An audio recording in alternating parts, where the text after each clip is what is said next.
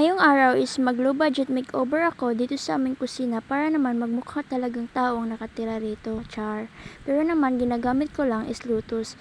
Ang paggamit ko nga nito ay parang reality versus expectation, nagkamali talaga ako. Akala ko nga ang ganda ang kinalabasan pero naman ang pangit talaga.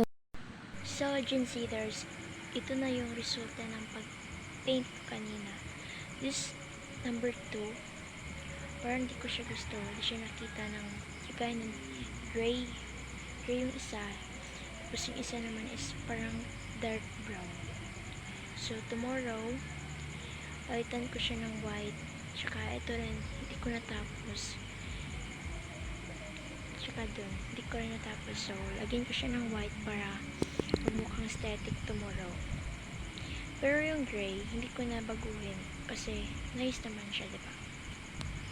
Sa day 2, pinalitan ko na yung brown ng white kasi ayaw ko nun. At pagkatapos nun, nag-iintay ako sa barangay hall para naman makuha ang aking mga parcel. Isa lang pala yung nakuha ko ngayon order kasi naman ngayon lang talaga na dumating. Saktong-sakto nga yung pagdating para magawan ko ng content. At iba nga in-order ko is yung mga kapag lagyan ng mga oil at mga soy sauce, dadating pa nga sa susunod. Kaya naman ngayon hindi ko na talaga nahabol sa pagmamadali ko. Ginagamit ko nga itong wallpaper, imbis na pangdikit sa dingding, pinandikit ko na rin dito. Nilagyan ko na nga ng plants para naman magmumukhang itong aesthetic. 'Di ba ang ganda? Ito na nga yung before and after.